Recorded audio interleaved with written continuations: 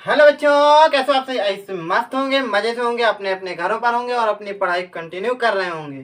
चलिए, मैं मयंक गुप्ता आप सबके साथ आज ये शुरू करने वाला हूँ एक बेहतरीन सा लेक्चर, जिसका नाम क्या है। अच्छा, आज हम लोग कोई नया टॉपिक नहीं पढ़ रहे होंगे। बेसिकली जो पिछली क्लास पर हमारा टॉपिक था, क्या था, भाज्य एवं अभाज्य संख्याएं जो हमको पढ़नी थी, वो हम आज के इस लेक्चर पर डिस्कशन करेंगे। फिर उसके बाद आगे हम बढ़ेंगे, ठीक है। तो सबसे पहली चीज हम लोग क्या डिस्कशन कर रहे होंगे, वो हम लोग डिस्कशन कर रहे होंगे भाज्य और अभाज्य संख्याएं, जो कि आज हम इस लेक्चर पर कंप्लीट करने वाले हैं, ठीक है। और इसी के साथ साथ, अच्छा ये यहाँ से जो है आपकी बता दें, कल क्यों नहीं, वो क्लास वहाँ से कट हो गई थी, मतलब ऑटोमेटिक कट हो गई थी, तो और हमने इधर पढ़ा दिया था, फिर हमने अभी इरेज किया ये, ठीक है। तो इसके आगे से फिर हम इसको कंटिन्यू करने वाले हैं आज की क्लास को, ठीक है। और इसके बाद अगर बात करें आप सभी की क्लासेस की, जैसा कि कल आपकी क्लास नहीं हुई है और आज की क्लास पर हो सकता है आपको थोड़ा सा क्वालिटी आपको कम नज़र आ रही होगी, और ठीक है, ये जो है आपके साथ साथ, तो इस चीज़ के लिए मैं आपको बता दूं, तो आपको जो क्वालिटी है वो इस वजह से आपको कम नज़र आ रही है, क्योंकि थोड़ा सा कुछ वेदर की प्रॉब्लम की वजह से, नेटवर्क की वजह से आपको क्वालिटी थोड़ा सा कम क्वालिटी पर है, ताकि आपकी क्लास प्रॉपरली चल सके, ठीक है। मतलब हायर क्वालिटी में आपकी क्लास कहीं ऊपर नीचे अगर हुई तो दिक्कत हो जाएगी। ओके, चलिए फिर हम ये स्टार्ट करते हैं ये लेक्चर, जिसका नाम क्या है। लेक्चर हमारा तीसरा है, ठीक है। आई थिंक तीसरा ही लेक्चर तो है, हाँ तीसरा लेक्चर है, जिस पर हम लोग डिस्कशन कर रहे हैं आप सबके साथ भाज्य एवं अभाज्य संख्या। शुरू करें, क्या तैयार हैं आप सही? बताइए जल्दी से। हाँ ठीक है, ठीक ठीक ठीक, चलिए ठीक है। देखिए, ये प्रारंभ बैच की क्लास है, ठीक है। हाँ, प्रारंभ बैच की क्लास है, जो कि क्लास 10th के लिए ओरिएंटेड बैच है, ठीक। चलिए, तो ये जो मैथ्स का लेक्चर नंबर 3 आपका चल रहा है, सबसे पहली बात चलिए शुरू करते हैं, हम टॉपिक पर आते हैं, बाकी बातें बाद में होंगी, ठीक है। सबसे पहला टॉपिक हमारा है भैया भाज्य संख्या अभाज्य संख्या, ठीक है। सबसे पहले हम भाज्य संख्याओं से पहले हम चाहेंगे कि हम सीखें अभाज्य संख्याएं। अब भैया अभाज्य संख्याएं ही पहले क्यों सीखें? क्योंकि अगर हम अभाज्य संख्याएं सीख लेते हैं पहले, तो हमारे पास भाज्य संख्याओं को सीखने के लिए हमारे लिए बेहतरीन सा ऑप्शन बन जाता है, ठीक है। मतलब हमको ज़्यादा इजी पड़ जाता है समझने में, बस, ठीक है। अब कैसे सीखेंगे भाज्य संख्याओं के बारे में, ये समझते हैं। अब भाज्य संख्याओं की अगर हम बात करें, तो भैया भाज्य संख्या हमारी वो संख्या होती है, सबसे पहली बात अगर इनकी परिभाषा की बात करें, चलिए परिभाषा बाद में लिखेंगे, पहले आप लोग बताइए क्या भाज्य संख्याएं क्या होती हैं। तो अभाज्य संख्याएं कौन कौन सी संख्याएं होती हैं जो अभाज्य संख्याएं होती हैं, बताइए जल्दी से। शायद कल वाले लेक्चर पर हमने लिखा भी था ना कि ऐसी संख्याओं की एक सीरीज लिखी थी, जिसपे वो सारी संख्या कौन सी थी, अभाज्य संख्याएं थी, बताइए जल्दी से। हाँ, कौन कौन संख्याएं हमारी होती हैं अभाज्य संख्याएं? वो संख्याएं जो स्वयं से घटे, क्या यही परिभाषा है? चलिए ठीक है, अच्छी बात है। लेकिन अब आप लेवल थोड़ा सा आपका ऊपर बढ़ा है, यानी आप 10th पर हैं, तो according to according to 10th के अकॉर्डिंग आपको बतानी है परिभाषा। तो 10th में क्या आप अगर हैं तो क्या बताएंगे परिभाषा? आप ये नहीं बताएंगे कि वो संख्या जो स्वयं से कटे वो भाज्य संख्याएं होती हैं, ये नहीं आपको बतानी है। वो यहाँ परिभाषा आपको बतानी है, वे पूर्ण संख्याएं, क्या वे पूर्ण संख्याएं जिनके केवल, जिनके केवल, ठीक है, दो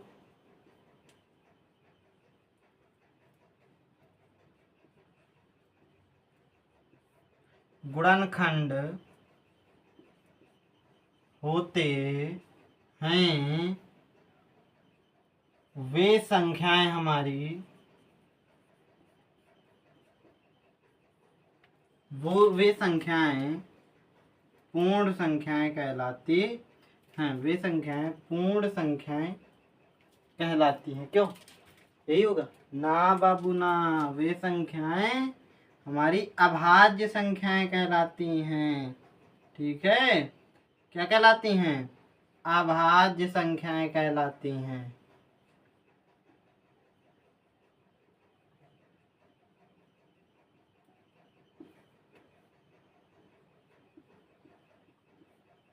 ठीक, क्या कहलाती हैं?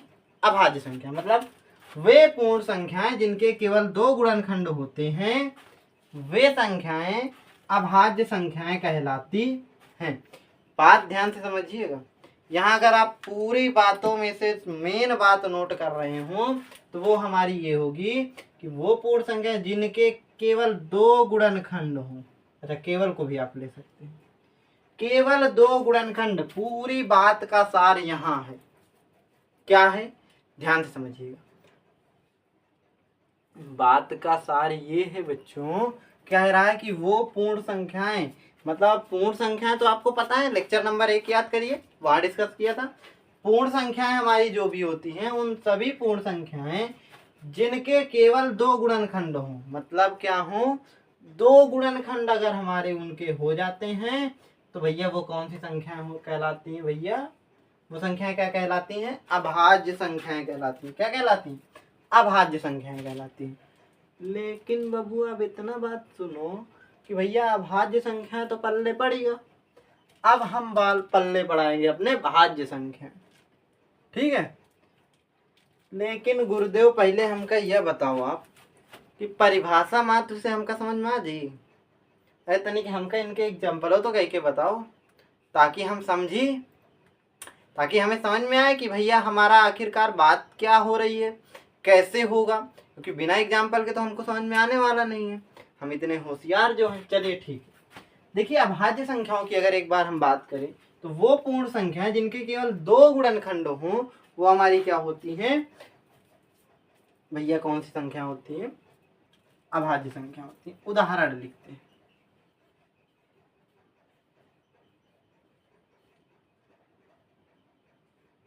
ठीक है, उदाहरण के लिए आप ले लीजिए, जैसे कि हम ले लेते हैं 3 को, 5 को, 7 को, 9 को, ठीक है, 11 को, 13 को, ठीक है, 15 को, 17 को, 19। इतने सारे एग्जाम्पल्स हमने लिए एक सीक्वेंस में, वो भी लिए। ठीक है, एक एग्जाम्पल और ले लेते हैं यहाँ लास्ट में 2 का। ठीक है, अब इनको देखते हैं। चलिए इनका करते हैं पोस्टमार्टम। क्या 3 के गुणनखंड क्या लिख सकते हो भाई? 3 तो स्वयं से कटने वाली संख्या है ना। 3 को ज़्यादा से ज़्यादा 3 गुणे 1 लिखा जा सकता है। 5 के भी गुणनखंड क्या होंगे भैया? 5 गुणे 1 लिख सकते हो। ये कैसे हो रहा है बता दें बच्चों। ये जैसे आप ऐसे करते हो तो 5 ये है, 5 के गुणनखंड 5 किससे कटेगा? 1 से 5 से ही कटेगा, तो 5 आ गया, तो 5 गुणे में एक बार 1 लिखा जा सकता है। ठीक है, तो वैसे जैसे 7 है तो 7 भी स्वयं से कटेगा, तो भैया 7 गुणे 1 आ जाएगा। गुणे में 1 जरूर लगाते हैं, ठीक है ये। हाँ, और जैसे 2 लिखा है, 2 भी क्या हो जाएगा? 2 गुणे 1 हो जाएगा, क्योंकि 2 गुणे 2 करेंगे तो 4 हो जाएगा। ठीक है, अब 9 क्या लिखा है? अगर 9 की हम बात करें तो 9 तो भैया 3 से कट जाएगा, तो 3 त्रिकी 9, 3 त्रिकी 9, 3 एक अन्नम 3। ठीक है, तो यहाँ कितना आ जाएगा? 3 गुणे 1। ठीक है, 11 की अगर हम बात करेंगे तो 11 भैया स्वयं से कटने वाली संख्या है, तो 11 गुणे 1 आ जाएगा। 13 की बात करेंगे तो 13 गुणे 1 आ जाएगा। ठीक है, 15 की बात करेंगे तो 15 को अगर हम काटें तो कितना आ जाएगा बच्चों? 3 से काटेंगे तो 3 5 15, 5 आ जाएगा, 1 आ जाएगा। ठीक है, तो 3 गुणे 5 गुणे 1 लिखेंगे। अब बराबर 17 को काटेंगे तो कितना आ जाएगा भाई? 17 गुणे 1 ही का आएगा। 19 को काटेंगे तो कितने बार में जाएगा भाई? 19 गुणे 1 ही आने वाला है। ठीक है, हाँ, क्या नीचे तक वहां तक दिखाई दे रहा है? एक बार हम चेक कर लें। दिखाई तो दे रहा है लगभग हम सब। ठीक है, चलिए तो इसके बाद आगे आते हैं। आगे इतना जब कर लोगे आप, अब यहाँ जो ये एग्जाम्पल्स हमने लिखे हैं, तो जी सिर्फ लिख देने से अगर हमको समझ में आ जाता तो हम अपनी किताब को ही पढ़कर ना माहिर बन जाते। अब आप इसको थोड़ा समझाइए तो आओ समझाते हैं आपको। ध्यान से समझो। यहाँ अगर आप देख रहे हो तो देखिए, एक गुणनखंड ये हुआ, एक गुणनखंड ये हुआ। यहाँ थोड़ा सा ब्लैक मार्कर का यूज कर लेते हैं। जैसे यहाँ हम बात करें थोड़ा सा, तो यहाँ आपका एक गुणनखंड ये हुआ, एक गुणनखंड ये हुआ। तो भैया आपके कितने गुणनखंड हो गए? 2। यहाँ आपके एक गुणनखंड ये हुआ, एक ये हो गए, कितने हो गए? 2। यहाँ एक ये हुआ, एक ये हो गया, कितने हो गए? 2। यहाँ भी एक ये हुआ, एक ये हुआ, कितने हो गए? 2। यहाँ कितने हो गए? 1 2 3 हो गए। यहाँ कितने? 1 2। यहाँ कितने? 2। इधर आ जाते हैं थोड़ा सा। यहाँ कितने? 1 2 3, 1 2, 1 2। ठीक है। तो हमारे यहाँ थोड़ा सा अगर हम यहाँ ध्यान दें तो हमारे इस पूरी लाइन में 2 हैं, इसके 3 हैं, बाकी के 2 हैं, इसके भी 3 हैं, बाकी के 2 हैं। तो सर जी ये बता दो हमका, इसमें कौन सी संख्या, ये सारी भाज्य संख्या और अभाज्य संख्याएं हैं? तो हमारा जवाब होगा नहीं। ये जितनी संख्या लिखी हैं सभी अभाज्य संख्याएं नहीं हैं। तो सर जी कौन कौन सी हैं ये बता दीजिए। अब उसके लिए आपको परिभाषा पढ़ना पड़ेगा। परिभाषा कैसे पढ़ेंगे भैया? परिभाषा पढ़िए।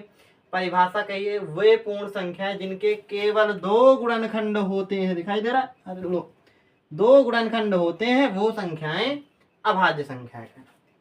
क्या कह रहा है? केवल 2 गुणनखंड, केवल 2 होने चाहिए। तो केवल 2 किसके हैं भाई? इसके हैं। ठीक है, ये भी है, इसके हैं, ये भी है, इसके हैं, ये भी है, इसके हैं, ये भी है। चलिए ठीक है। इसके अगर बात करें तो 1 2 3 गुणनखंड है, यानी ये नहीं होगी। ये हमारी हो जाएगी, ये हो जाएगी।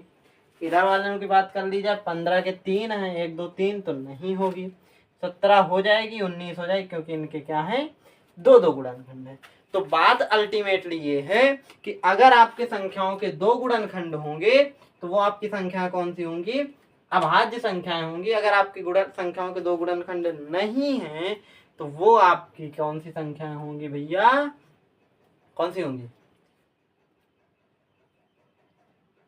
भाज्य में आएंगी कुछ। ठीक है, कुछ संख्याएं इसमें से भाज्य में आएंगी, कुछ ऐसी संख्याएं होंगी जो ना तो भाज्य होंगी ना तो अभाज्य होंगी। ठीक है, वो भी बताएंगे। ठीक, अगर ये चीज आपकी लिख गई है तो हम आते हैं थोड़ा सा भाज्य संख्याओं के बारे में। मतलब ये चीज आपको समझ में आ गई हो तो ठीक है। चलिए देखिए, एक चीज बता दें बच्चों, आपका जो टेलीग्राम पे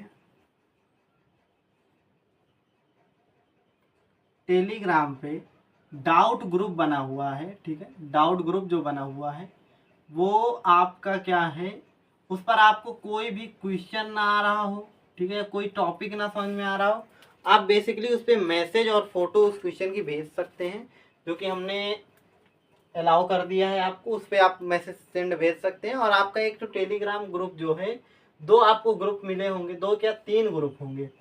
ठीक है, आपके पास टेलीग्राम ग्रुप, ठीक है, या दो बेसिकली उसमें चैनल हैं।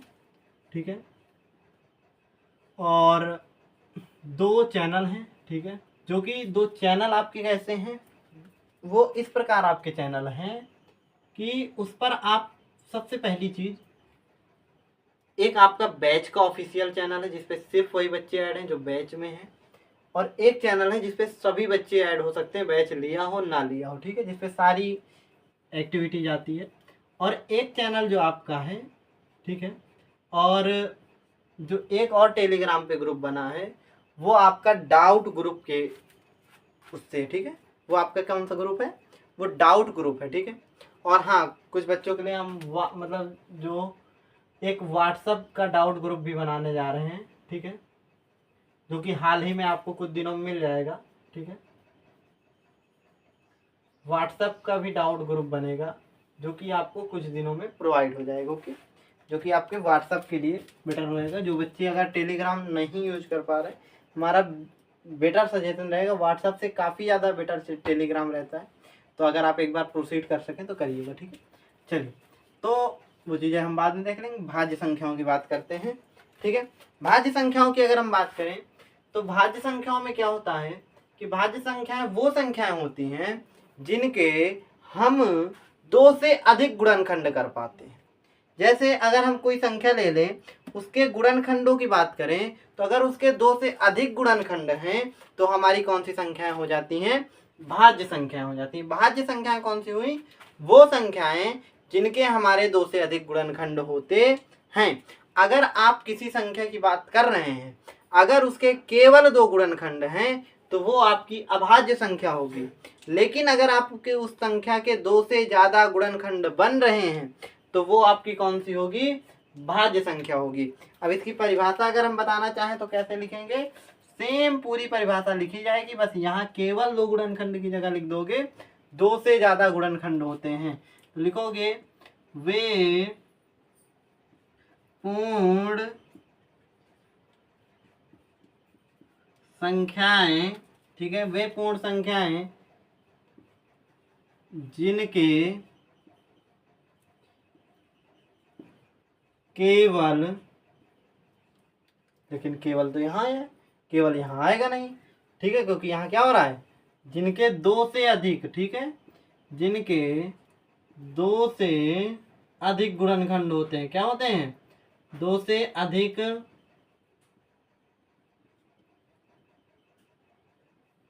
गुणनखंड होते हैं।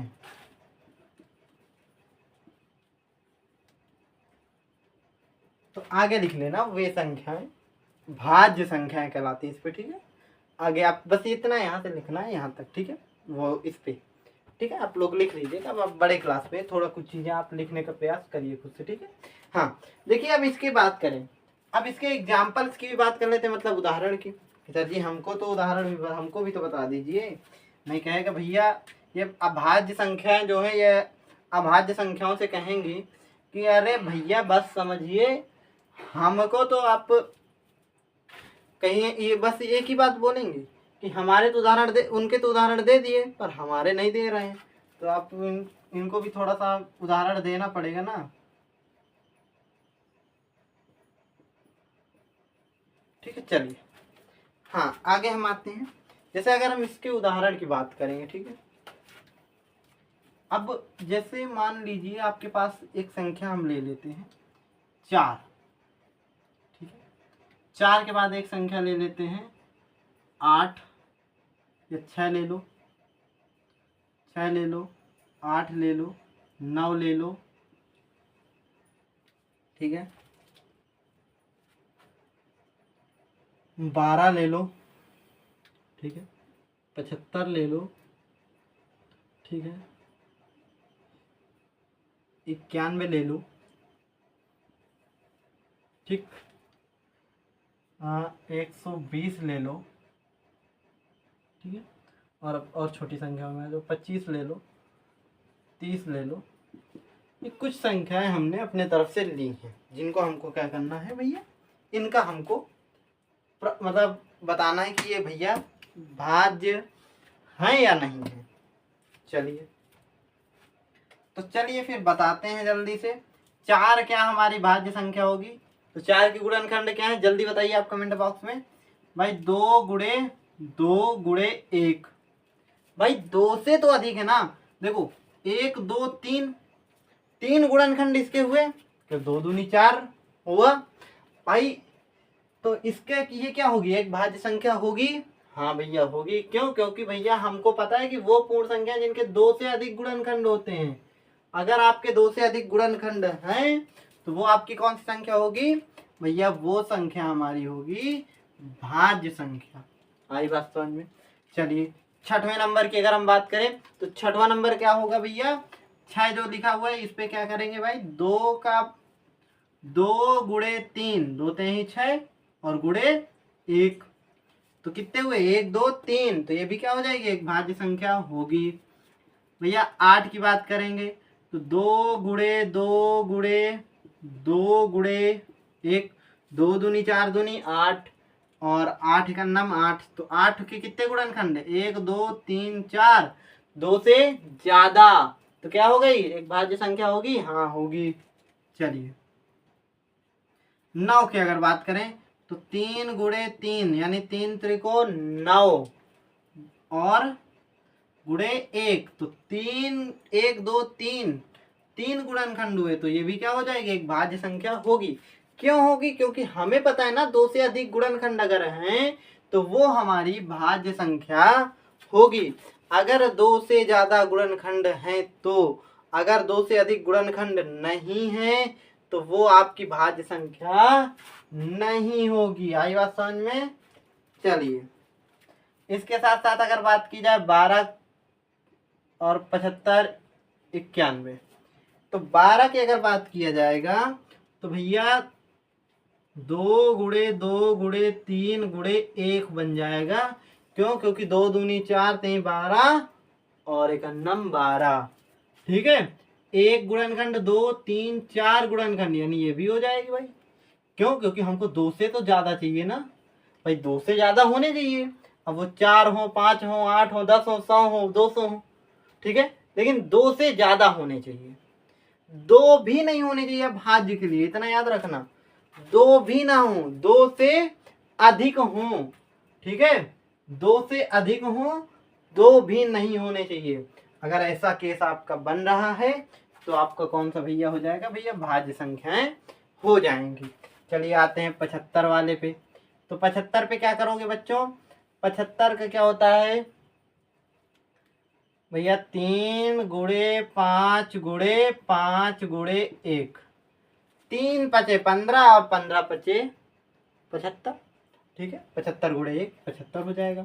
1 2 3 4 गुणनखंड हो गए भाई। 91 का क्या हो जाएगा भाई, 7 गुणे 13 हो जाएगा, क्योंकि भैया 13 सत्ते 91 होता है, और गुणे 1 हो जाएगा, 3 गुणनखंड। चलिए 120 का करेंगे। 120 का करने के लिए सिर्फ आपको करना है भाई 2 गुणे 2 गुणे 2 गुणे 3 गुणे 5 गुणे 1। ठीक है, देखिएगा 3 दूनी 6, अभी ये 2 और ये 5 को भी रोक दीजिए, इनका ना करिएगा। 3 दूनी 6, 6 दूनी 12 और 5 दूनी कितना होता है 10, तो 12 दाम में 120। एक गुणनखंड 2 3 4 5 6, 6 गुणनखंड हुए, तो ये भी क्या हो गया भाई, 2 से तो ज्यादा ही है। हाँ, 25 की बात करेंगे तो 5 गुणे 5 हो जाएगा, गुणे 1 2 से ज्यादा है। 30 की बात करेंगे तो 2 गुणे 3 गुणे 5 गुणे 1 2 से ज्यादा है। ठीक है, तो ऐसे हमारा है भाज्य और अभाज्य संख्याओं का कॉन्सेप्ट। खास तौर पे 2-3 बातें और हैं जो कि हम इस पे लिखेंगे नहीं, आपको बोले दे रहे हैं। ठीक है, आप लिख लीजिए। सबसे अगर ऐसी संख्या आपसे पूछ ले कि वह संख्या बताइए, ठीक है, आप लोग अपने कॉपी पेन निकाल लीजिए जितने बच्चे हैं, बोले दे रहे हैं 2-3 पॉइंट्स हैं इनसे रिलेटेड। ठीक है, जो आप नोट कर लीजिएगा।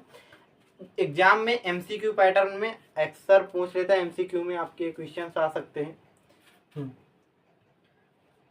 चलिए लिखना स्टार्ट कीजिए, जो भी बच्चे हैं, आपको ये नोट्स में मिल जाएंगे चीज़ें। ठीक है, सबसे पहला पॉइंट आपका ये रहेगा, नोट डाल के आप लिख लीजिएगा। संख्या 1 ऐसे लिखोगे, संख्या लिखोगे, फिर 1 लिखोगे। ठीक है, संख्या 1 ना तो भाज्य है और ना ही अभाज्य। ठीक है, जो संख्या 1 है ना तो वो भाज्य संख्या होती है और ना ही अभाज्य संख्या होती है। ठीक है, चलिए अब उसमें से आपसे क्वेश्चन और पूछे, देखो अब सबसे छोटी अभाज्य संख्या, दूसरा पॉइंट लिखो, सबसे छोटी अभाज्य संख्या 2 होती है। देखो 2 है ना, 2 से छोटी कोई संख्या नहीं होगी। ठीक है, अभाज्य संख्या सबसे छोटी अभाज्य संख्या 2 होती है। तीसरा पॉइंट लिखो, संख्या 2 ही एक सम अभाज्य संख्या है।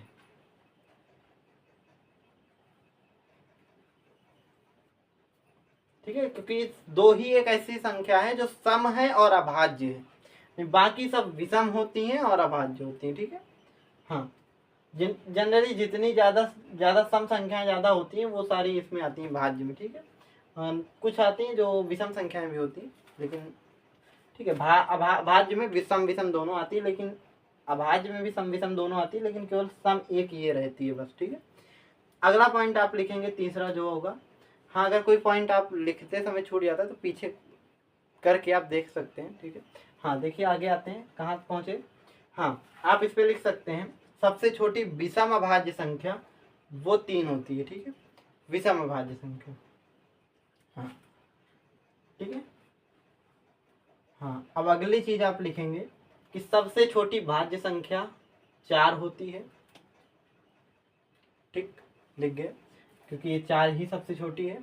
ठीक है, लेकिन वहीं अगर आपसे पूछ ले कि सबसे छोटी समभाज्य संख्या, तो समभाज्य संख्या पूछेगा तो 4 ही होगी। ठीक, लिख सकते हो सबसे छोटी समभाज्य संख्या 4 होती है। अगला पॉइंट बना के लिख लीजिएगा इसी को। और इसी के अगला पॉइंट आपका एक बनेगा कि सबसे छोटी विषम भाज्य संख्या वो 9 होती है। ठीक है, तो ये कुछ पॉइंट्स थे जो आपके इनमें से जनरली एमसीक्यू में आपसे पूछ लेता है। ओके, आगे बात समझ में। अब इससे आगे हम लोग बढ़ते हैं। ठीक है, भाज्य भाज्य का कॉन्सेप्ट क्लियर हो, जो बच्चे इसको नोट करना चाहते हैं नोट कर लें। ठीक है, जल्दी से, फिर हम आगे बढ़ते हैं।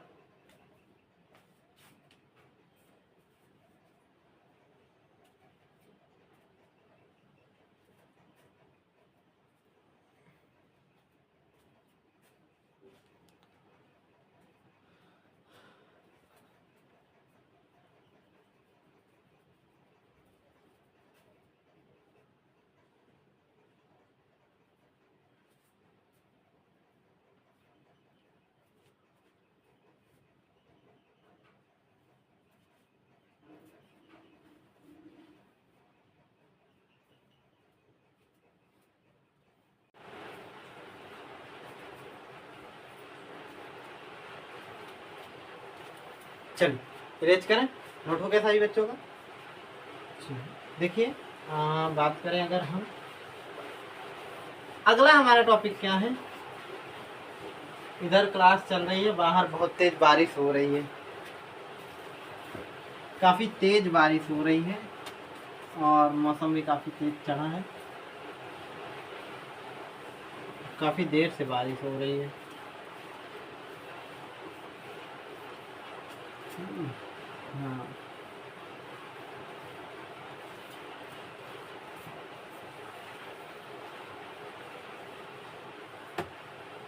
चलिए देखिए आगे शुरू करते हैं। हाँ तो देखिए, हमने आपसे बताया था कि हमको इस पूरे जो पार्ट है, इस पहला जो चैप्टर है, इस चैप्टर पर हमको पढ़ना क्या क्या है।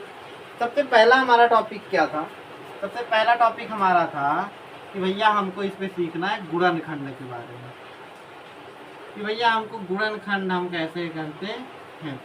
दूसरा हम सीखेंगे भैया कि भाज्य भाज्य भी इसी गुणनखंड का ही पार्ट था। ठीक है, HCF और LCM। ठीक है, तीसरी चीज हमारे इसमें होती है अपरिमेय संख्याओं को सिद्ध करना।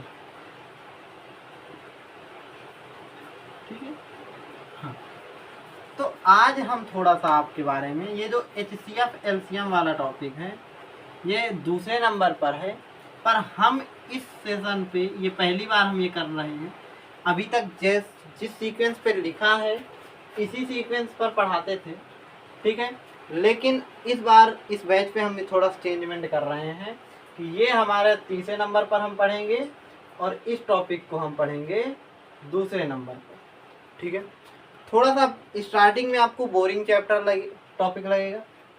ठीक है, लेकिन जब आप पढ़ेंगे तो कई बार इसके क्वेश्चन जो हैं, देखिए अपरिमेय संख्याओं को सिद्ध करना, ये समझ लीजिए कि एक क्वेश्चन आपके बोर्ड एग्जाम में पक्का है आना, अप्रॉक्सीमेट 2 या 3 नंबर में आएगा। ठीक है, हाँ एक क्वेश्चन पक्का है, नहीं तो या तो फिर 5 नंबर में पूछ लेगा।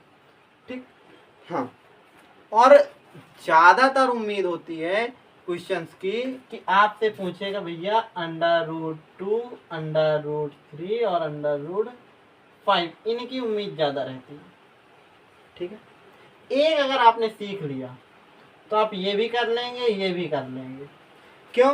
क्योंकि सिर्फ आपको क्या करना है पता है, जब आप एक तरह से आपने √2 का सीखा तो पूरे प्रश्न के सॉल्यूशन में जहाँ जहाँ √2 लिखा है वहाँ जैसे अब √2 का आपने कर लिया, उसके बाद √3 कर लिया, तो जहाँ जहाँ √2 लिखा है आपने वहाँ सिर्फ आपको √3 करना है बस। और कुछ नहीं करना, ठीक है। तो हाँ, इनके क्वेश्चंस कैसे करेंगे वो तो नेक्स्ट ही क्लास में स्टार्ट होगा, पर इसका बेसिक की चीज़ें जो थोड़ी सी हैं वो आज की क्लास में हम लोग डिस्कशन कर लेंगे। हाँ, कल की क्लास ही एंड हो गई, नहीं तो ये वो सॉरी भाज्य संख्याएं कल के टॉपिक पे हो जाती तो आज ये स्टार्ट हो जाता, ठीक है।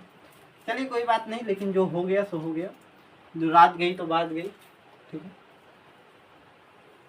हाँ चलिए हम लोग शुरू करते हैं अपरिमेय संख्याओं के बारे में। तो सबसे पहली चीज़ तो आपको पता है हम लोग बेसिक से पढ़ाना, ठीक है। हाँ, कुछ बच्चों को ये सारी चीज़ें आती होंगी तो अभी पेशेंस रखेंगे, जब अभी क्वेश्चंस वाला सेशन आएगा उस पर आप लोग अपनी पूरी एनर्जी लगाएंगे, ठीक है। कितना सोच पाते हैं आप सोचिएगा, वहाँ आपको पता चले कि क्वेश्चंस का लेवल क्या रहता है, ठीक है। हाँ, अपरिमेय संख्या क्या होती है पहले ये बताइए। आज आपके 2-3 डाउट्स यहाँ क्लियर होंगे, ठीक है। 2 से 3 चीज़ें ऐसी होंगी जो आपको नहीं पता होंगी। हो सकता है कुछ बच्चे हों जिनको पता हो, नहीं तो मैक्सिमम बच्चे होंगे जिनको नहीं पता होगी। अपरिमेय संख्या, अपरिमेय संख्या से पहले आपको पता होना चाहिए परिमेय संख्या। जिन बच्चों को पता है अच्छी बात है, क्या पता होना चाहिए, परिमेय संख्या। हालांकि इस चीज़ के बारे में हमने लेक्चर नंबर 1 पर डिस्कशन किया था। जिन बच्चों ने पढ़ा होगा अच्छी बात है, जिन बच्चों ने नहीं देखा वो लेक्चर, पहले वही लेक्चर कंटिन्यू करिएगा, फिर इस पे जंप करिएगा। अपरिमेय संख्या वो होती हैं, वो संख्याएं जिन्हें हम P/Q के रूप में नहीं लिख सकते। आई मीन क्या है मतलब हमारा, कि वो संख्याएं जिनको आप अंश और हर के रूप में नहीं लिख सकते। अब सर जी कह दो कहे नहीं लिख सकते, अब थोड़ा सा इसका मतलब भी बताएंगे, ठीक है। अब परिमेय संख्या क्या होती हैं, वो संख्याएं जिन्हें आप P/Q यानी अंश और हर के रूप में लिखते हैं, but Q does not equal 0 होता है। Q डज नॉट इक्वल 0 का मतलब Q का मान 0 नहीं होना चाहिए, और कुछ भी हो। मतलब अगर आप कोई एक ऐसी संख्या है जिसको आप अंश और हर के रूप में लिख रहे हैं, ठीक है, तो हर का मान 0 ना हो, 0 के अलावा प्लस का हो, माइनस का हो, कुछ भी हो, तो वो परिमेय संख्या होगी। अगर हर का मान 0 है तो वो परिमेय संख्या नहीं होगी, ठीक है। चलिए अगर हम बात करते हैं, लेकिन हमारा परिमेय संख्या टॉपिक नहीं है, अपरिमेय संख्या है, तो अपरिमेय संख्या पे हम बात करते हैं। अब ये अपरिमेय संख्या है क्या ये समझते हैं।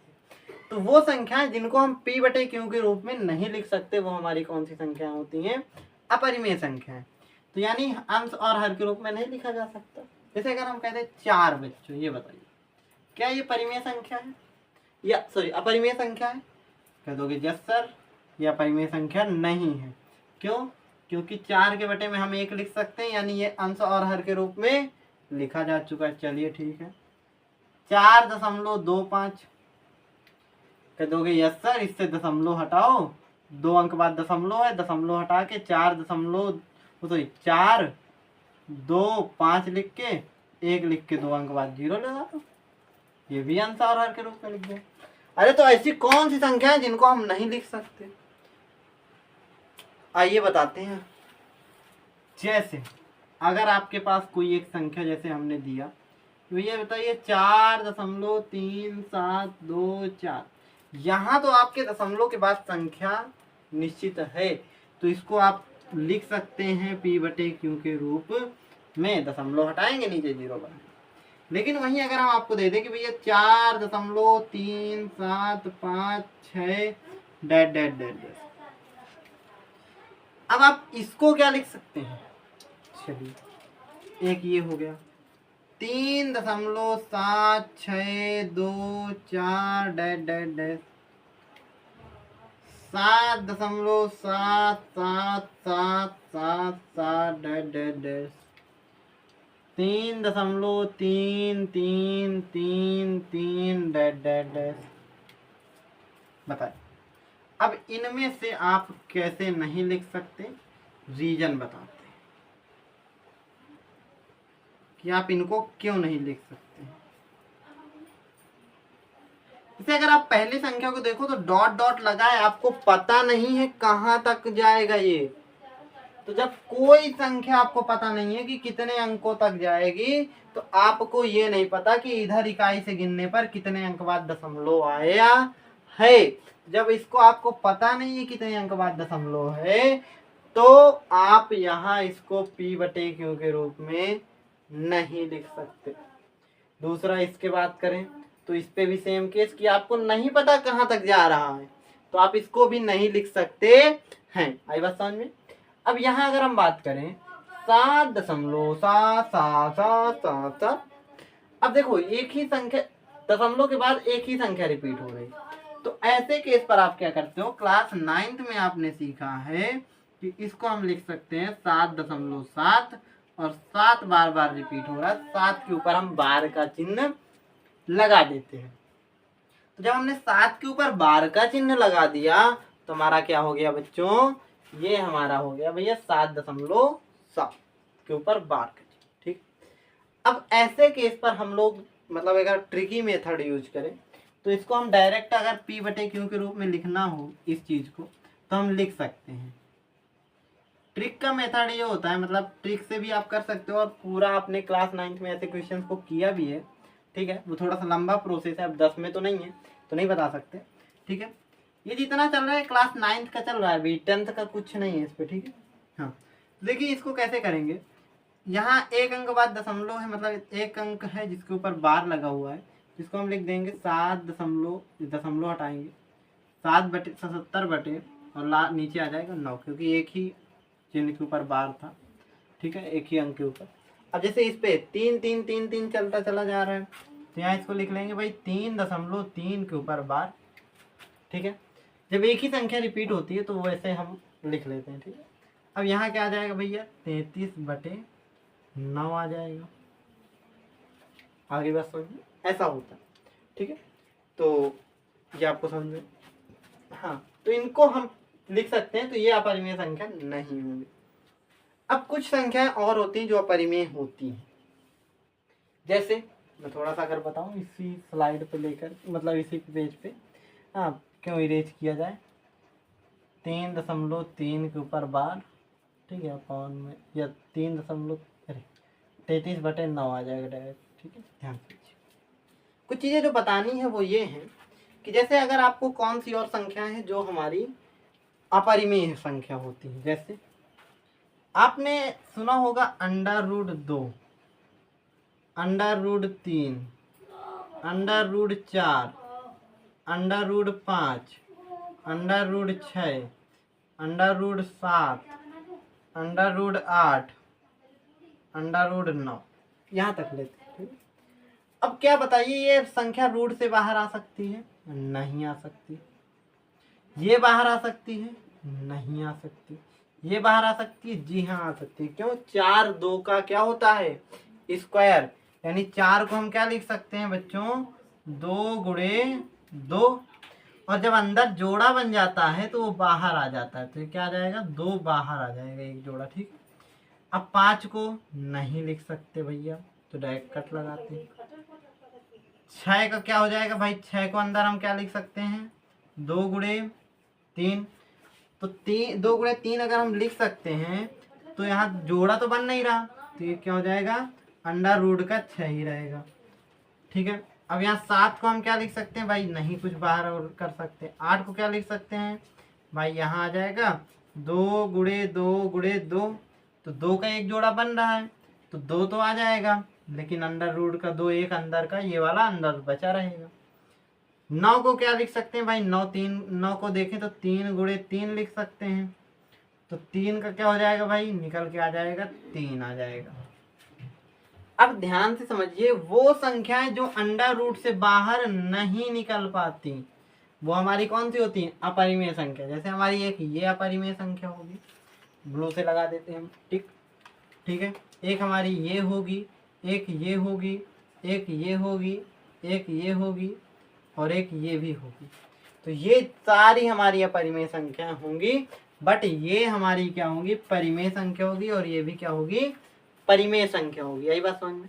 चलिए, इसके बाद अगर हम बात करें तो एक जेन्युइन क्वेश्चन, जो बहुत छोटा सा क्वेश्चन है। पाई आप लोग पता है पाई के बारे में?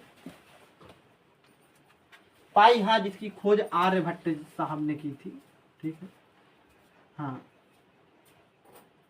ठीक। तो पाई के बारे में अगर हम बात करें थोड़ा सा, ठीक है, ऐसा कुछ साइन आपके बुक में बना रहता है, ठीक है, इसको हम लोग बोलते हैं पाई। ये चीज़ बहुत से बच्चों को पता होगी, मतलब बहुत से बच्चों को नहीं पता होगी, कुछ आधे बच्चे होंगे जिनको पता होगी। इसका मान हमारा होता है, आपने कहीं कहीं पढ़ा होगा 3.14, ठीक है, और आगे समथिंग होता है। और कहीं कहीं आपने इसका मान पढ़ा होगा कि सर जी पाई का मान हमने पढ़ा है 22/7 होता है। दो मान आपने पाई के पढ़े, ठीक। जब 22/7 हम यहाँ लिख लेते हैं तो ज़्यादा बेटर है, ठीक। दो मान आपने पाई के पढ़े। एक पाई का मान आपने पढ़ा कि भाई 22/7 होता है, एक पाई का मान आपने कहा 3.14 होता है। तो सर जी अब ये बताइए, हमारा क्वेश्चन आपसे ये है कि पाई परिमेय है या परिमेय? जल्दी बताइए आप। पाई कैसी संख्या है, परिमेय है या अपरिमेय? जल्दी बताइए। हाँ बताइए बताइए, पाई कैसी संख्या है? पाई आपकी अगर बात करें, ध्यान से समझिएगा, सिर्फ अगर हम पाई की बात करते हैं, ठीक है, तो पाई अगर आपसे पूछता है तो पाई कैसी संख्या है? अपरिमेय संख्या।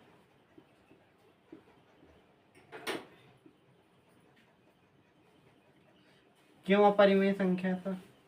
क्योंकि पाई का जो मान होता है उसका कभी एंडिंग नहीं होता, जो कि 3.14 समथिंग, ठीक है, जो भी है वो है, ठीक है, जिसकी एंडिंग नहीं होती है, जो कि ये मान हमारा है 3.14। तो इसके अकॉर्डिंग इसको हम p/q के रूप में नहीं लिख सकते, इस वजह से ये क्या होगी? एक अपरिमेय संख्या होगी। तो सर जी लेकिन एक बात हमको ये बताइए कि भैया पाई तो अपरिमेय हम कह देंगे चलो इसके अकॉर्डिंग, लेकिन ये मान भी तो होता है, ये 22/7, इसे तो p/q के रूप में लिखा जा सकता है। तो इसके कारण हमारी पाई परिमेय क्यों नहीं होगी? तो परिमेय आपका सिर्फ ये मान होता है, ये मान आपका परिमेय होगा, लेकिन जो आपकी पाई है ये अपरिमेय होगी। पाई आपका अपरिमेय कहलाएगा क्योंकि उसका मान ये एग्जैक्ट होता है, ये जो आपका मान है ये आपका मान लगभग वाला मान है। यहाँ अगर हम लिख दें ये किसका मान है, या अरे यही लिख देते हैं ब्रैकेट के अंदर ही, जब पाई का पूरा कंटेंट लिखा है। कौन सा मान है? लगभग, ठीक है, यानी अप्रॉक्सीमेटली मान लिया गया है। तो क्यों लिया गया है? ताकि आपके क्वेश्चंस इजीली सॉल्व हो सके, ज़्यादा इस पे कैलकुलेशन लगती है, इस पे कम लगे, ठीक है। तो कभी भी आपसे पूछा जाए तो पाई का एग्जैक्ट मान क्या होता है, वो ये होता है, ना कि ये होता है। और ये हमारी क्या होती है, अप्रॉक्सीमेटली वैल्यू ली गई थी, जो कि हमारी परिमेय संख्या होती है। लेकिन पाई कैसी संख्या होगी? अपरिमेय होगी। आई बात समझ में? चलिए फिर आज का ये सेशन यहीं से एंड करते हैं, ठीक है। तब तक के लिए टाटा। अब देखिए इसमें से जो भी बच्चे, जितने बच्चे हैं इस क्लास को देख रहे हैं, जो अभी तक अगर आप लोग नहीं जुड़े हैं, देखिए ये सिर्फ अब बैच के लगभग सीटें फुल हो आई हैं, और जिसपे कुछ मात्र बच्चों की बची हुई हैं, इसमें वो बच्चों की सीटें बची हुई हैं जो कि अभी तक उन्होंने बोला था कि हाँ हम बैच परचेज करेंगे, और अभी तक उन्होंने पेमेंट नहीं की, ठीक है। तो अगर आप बैच लेना चाहते हैं तो आप इस नंबर पर मैसेज कर सकते हैं, जो कि हमारा ये नंबर है, ठीक है, ठीक है, हाँ, ये इस नंबर पर आप मैसेज कर सकते हैं और जुड़ सकते हैं इस बैच के साथ, जो कि आपका एक शानदार सा बैच है, प्रारंभ क्लास 10th का, ठीक है। इस पर आप जुड़िए और अपनी तैयारी कंप्लीट शुरू करिए अभी इस महीने अगस्त से, ठीक है। चलिए फिर मिलते हैं, तब तक के लिए tata bye bye, see you, जय हिंद जय भारत।